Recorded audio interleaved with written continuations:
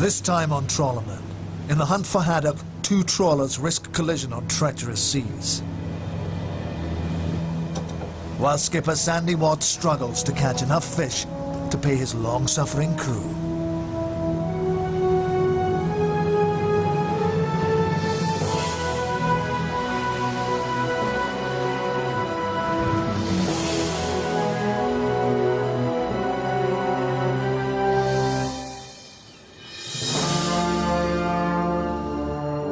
Some trawlers hunt in pairs. The twin trawlers Starlight and Starlight Rays are heading north from Peterhead towards the Shetlands.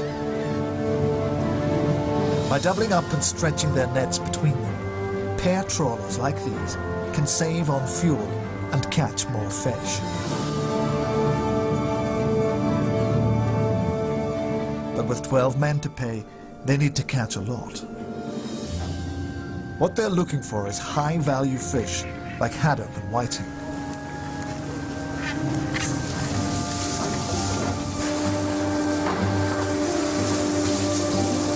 All they've caught is coley, a low-value fish. It's a worry for the skipper of Starlight Rays, James Thorse.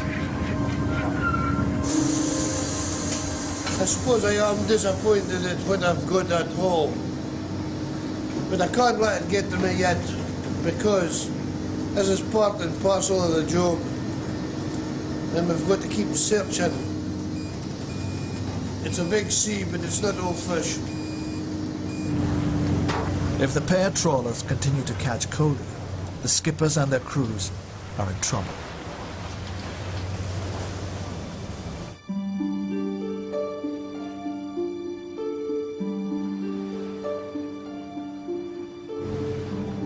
"200 miles south is the Fruitful Harvest, a rarity in the Peterhead fleet, a wooden fishing boat. It's more than 30 years old. Skipper Sandy Watt has been a fisherman since he was 16. He follows in the footsteps of his father and grandfather. Is it net heel, Bill? Net heel.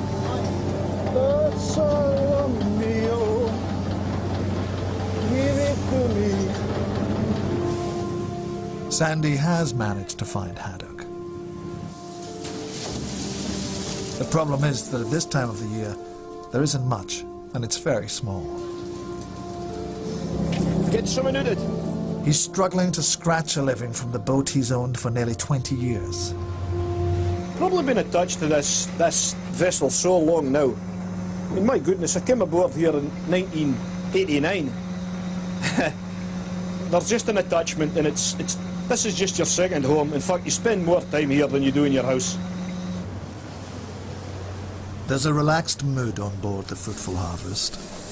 Oh, Saturday night about 8, you know where I'm gonna be. The fishing may not be good, but this morning, the crew have other things on their mind. Everything's okay, under control.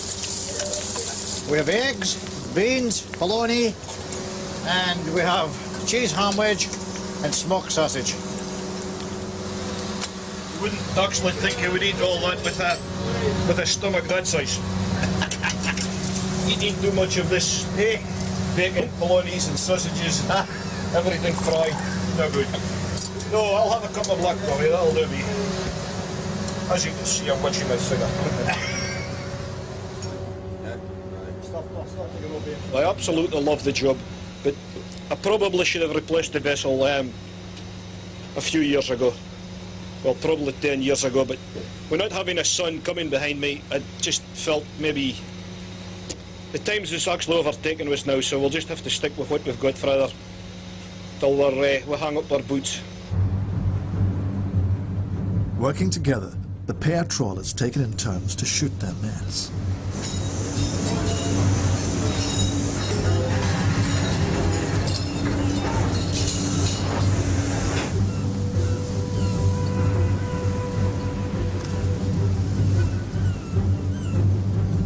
James, skipper of Starlight Rays, goes first. His opposite number on the Starlight is Alec Baird. He's hit a problem. we've come fast and the net stopped, obviously in an obstacle in the boat and we're stuck in. The net's being towed by both boats, but it's the section nearest Alec that's caught fast. It's down to him to fix it. The skippers find the spot directly above where the gear is snagged on the sea bottom. Alec has to wind and rewind the winch to try and free the nets down below.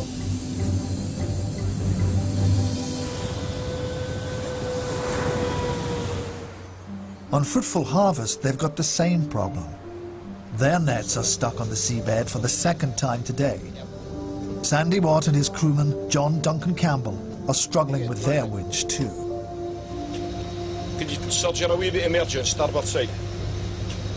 Well, this is the second time we've come fast in the seabed, so... Okay, so we're not the best pleased just now, to say the very least. And we'll have to move out of this area. This is just absolutely hopeless. Surge her a wee bit emergent, will you? I'm just quite annoyed with myself. This is just one of the better areas, and you think, well, if we go down here, we'll maybe get the same type of hauls we got in the morning. I can't believe I've done it, but well, I'm not going to do it again.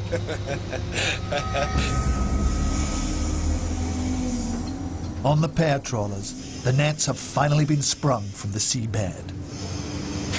Net seems to have jumped, so we're going to take the net back aboard, check that the net's not torn.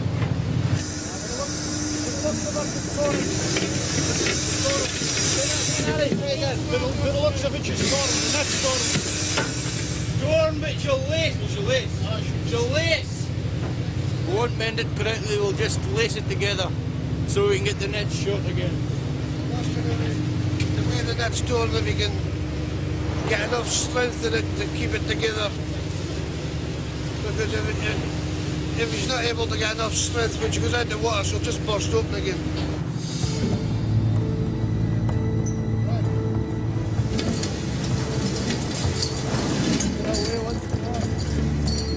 Repairs to the nets have to be good. Dragged constantly over the rocky seabed, it's all too easy to lose a precious catch.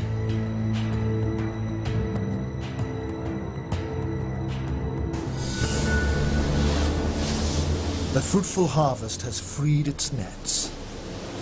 Hallelujah. Well, she's just jumped. She's just jumped. Excellent. Probably spoiled the hull, but at least we've managed to get clear of the seabed. Or whatever.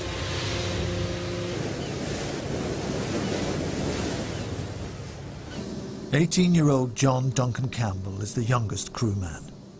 He's learning the ropes from skipper Sandy. John's a rarity now. But I mean, when I started at sea, he was surrounded with guys. He was surrounded by Johns. But he seems to have an old head and young shoulders. And he comes from a fishing background, and he's getting loads of help along the way, so it's he'll have no problem making a grade whatsoever. He takes a lot of time to tell me things, because he's wanting me to learn up, and he just takes a lot of time to tell me. He explains to me what's happening, and he tries to learn me up as best he can.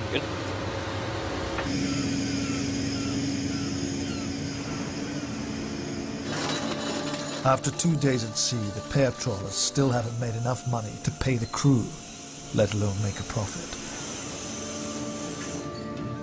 Instead of catching Coley, they need to track down the elusive haddock and whiting.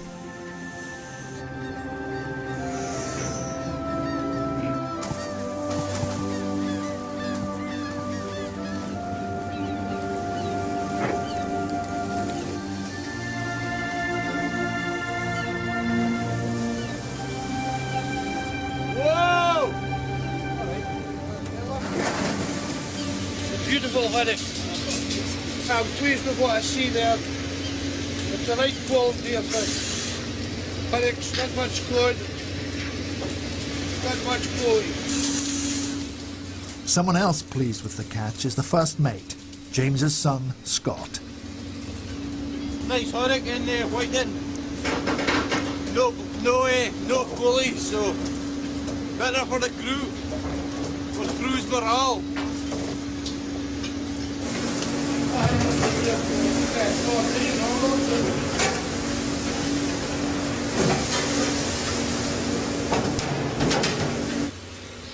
I don't think you can actually beat a good fish.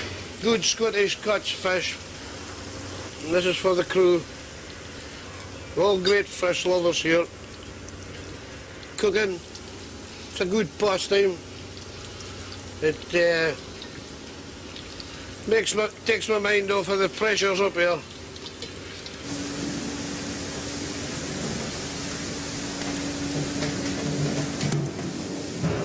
Finding fish, the right fish, is the skipper's job.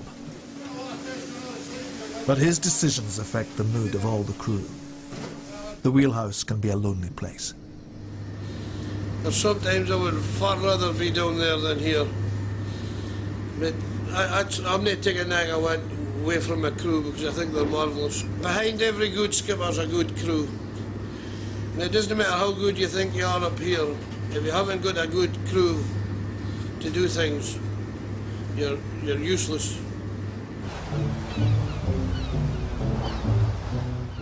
It's 6:30 in the morning. Time for Fruitful Harvest's first haul. Sandy's anxious for a good start to the day, but he'll catch nothing until the crew can bring the tail buoy back on board. One end of the net is attached to the tail buoy. If they fail to retrieve it, the net will stay on the sea bottom. Hooking the buoy demands precise coordination between John in the stern and Sandy in the wheelhouse. Well, the conditions is very windy at the minute, and we're just going to try and get this tail buoy on board the boat.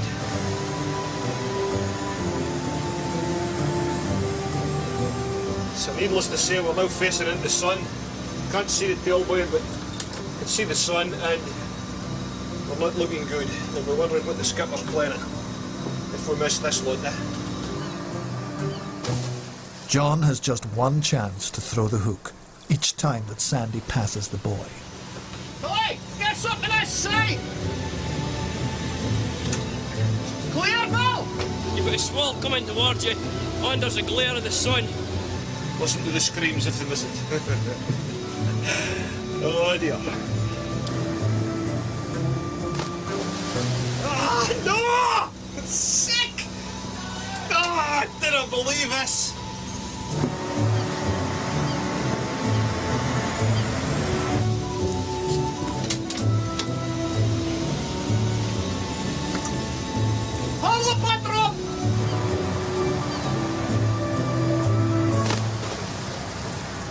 John's persistence pays off. Good time as well.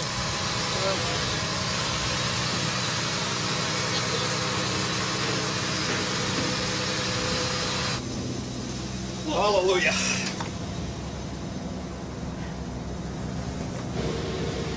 Oh. It's the joys of the job. That's all I'm about forgotten about home and dry, cooking with gas. A lot of the skippers long ago used to shout and scream, so he's an old school skipper, Sandy there.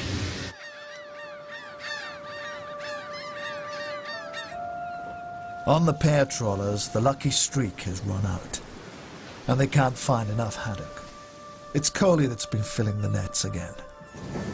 With every haul, the skippers are hoping against hope their luck will change. Alex hauling his net. Don't see no sign of the codium yet. I'm just waiting to see if there's any fish to shoot back on. The last thing the crew need is more Coley. What they want is haddock.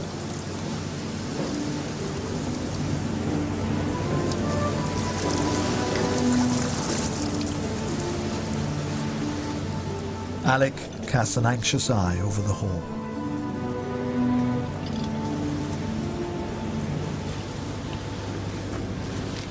It's a disaster. Mostly Coley. There's so much Coley this time that Alec's crew can't even handle it all. He has to send some over to the sister ship, Starlight Rays.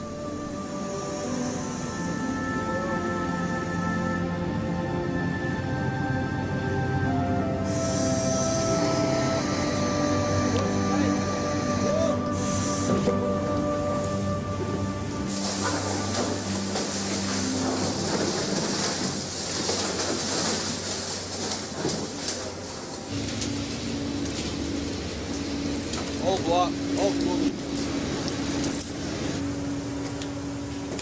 Coley markets for a quarter of the price of haddock. Worse still, the legal quotas don't allow them to catch much of it. For James, the economics don't make sense. He feels there's no alternative but to dump much of the fish back into the sea, dead. That's devastates us. This is the side of the job and I'll never be able to handle it. I come out here to catch fish and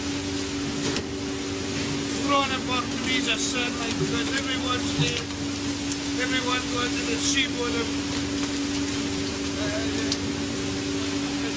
I just can't see any sense in this. Like.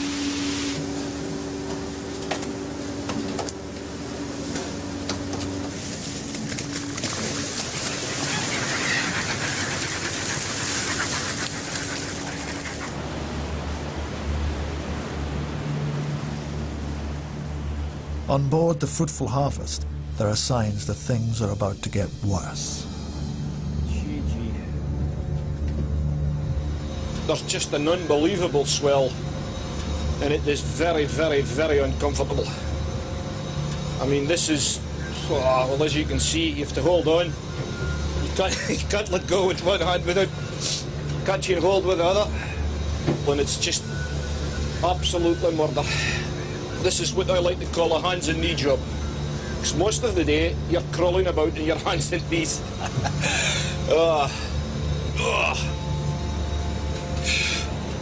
It just makes you wonder at times why we do this. Just in the anticipation that we might get some fish from a haul.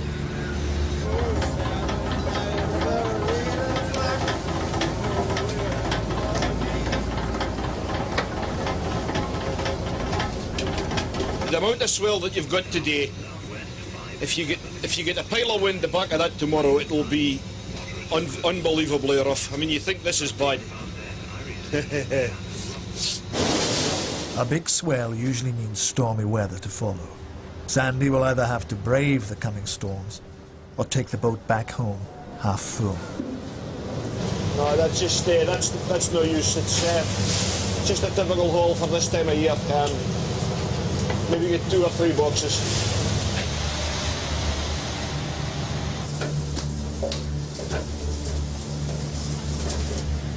I feel a wee bit green inside. I'm hoping it stays inside.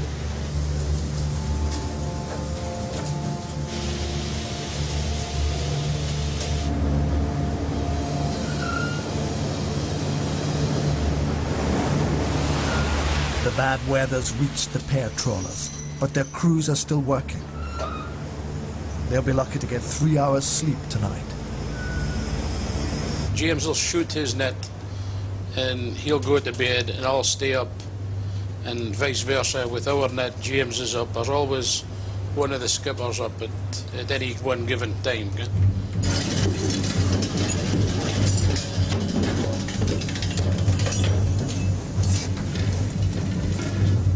It's nearly midnight. Starlight rays shoots her nets. James is taking a risk. He's going back to the spot where he snagged his nets before. It's the sort of rough seabed that the best quality haddock love. If his nets hold out, this could be a big payday for the crew.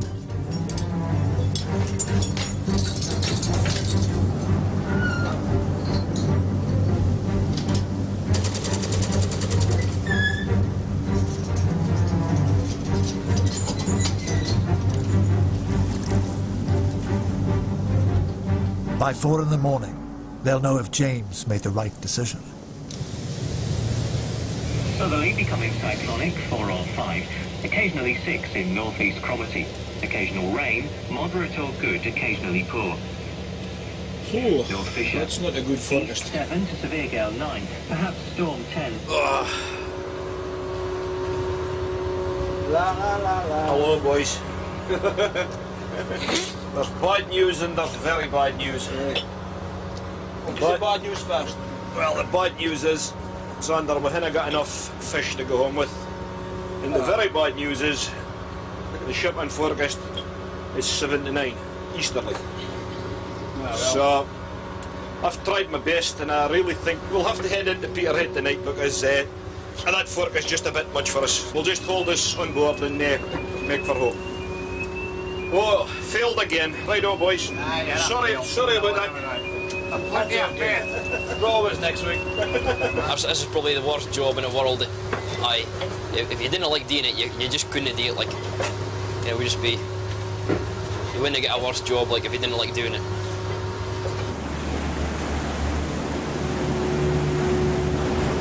Four hours after shooting the nets, the crew of the Starlight Rays are about to haul in. Good, James, good, ready.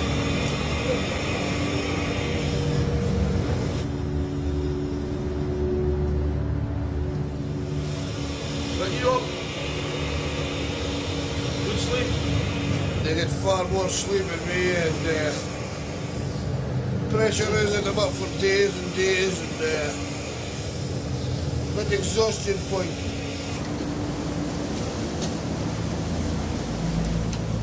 James is about to find out if his gamble of fishing over the same grounds has paid off.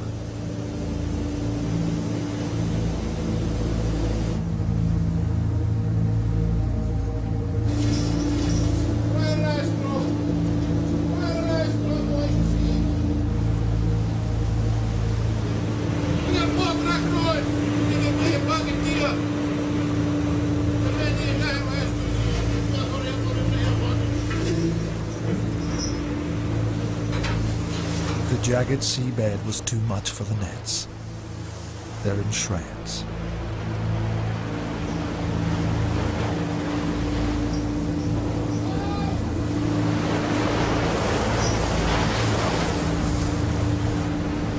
We're in a bit of a state just now, really, because this is where the fish are escaping from.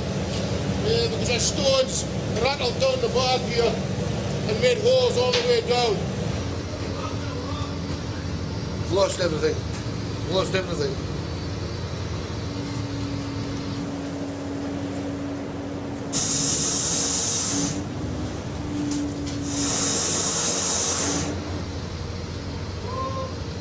We've lost everything. Codeine, bog, fish, everything.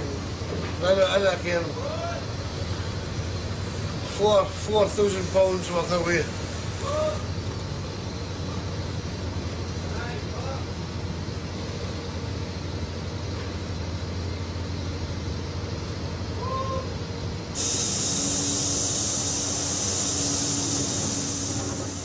The only fish left in the ruined nets is Coley, known to the fishermen as Black. Old blackfish, just what we dumped the last haul. No use. I'm very surprised he's towed back just now. The haul before was all black, and he's towed back over the same well, the same ground, back the same way. Very surprised at that. That's grim. Oh. It's all wasted. Fuel, time, all gone for nothing. Not pay for that one, I'm afraid. But that's what you do when you come here. You put your trust in a skipper, hoping that he makes the right decisions. Up to now, he's made the right decisions, but it seems that this one was the wrong decision.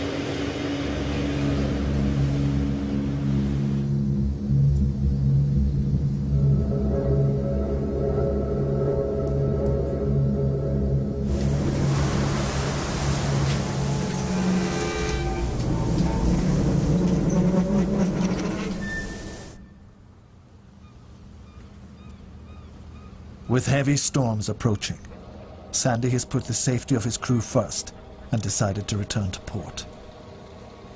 They've been at sea just 3 days. All right there, John. John, spear away for all right there. The weather can blow as much as it likes now. We're not really caring.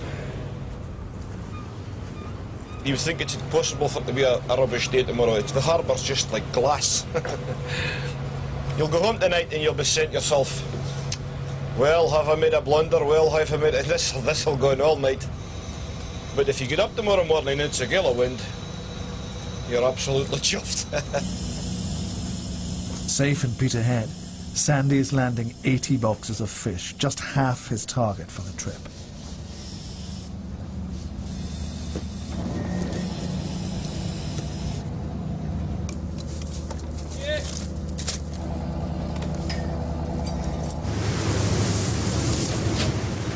The night's not over for James and his crew on Starlight Rays. With their own net destroyed, their only option is to take another from Starlight. Stern to stern, and just meters from each other in heavy seas. It's a delicate operation for the skippers.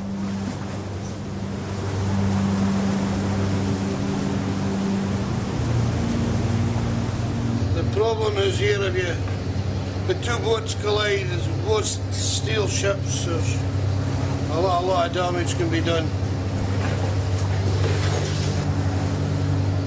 I haven't collided with this boat yet.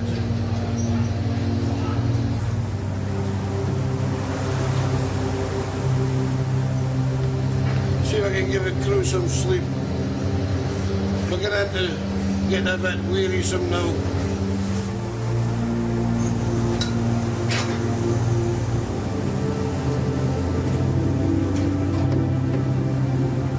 I feel sorry for the crew working so hard and up your fuck, they're working for nothing just now.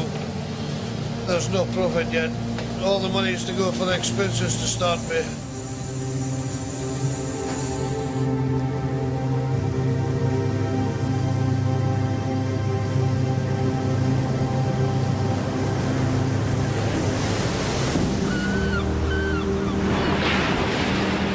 The next morning in Peterhead, it's clear that Sandy made the right decision.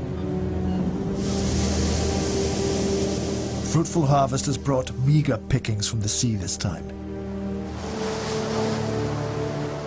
But they'll have to live with that until the weather and the fishing improve.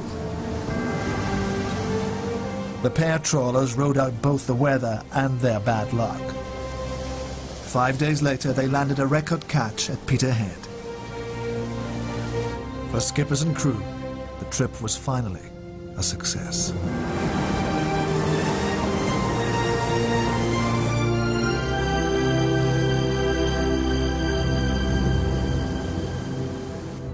Next time on Trawlerman, the largest boat in the Scottish fleet sets out on her maiden voyage, and skipper James Buchan takes the renown to fish in a place called the Graveyard.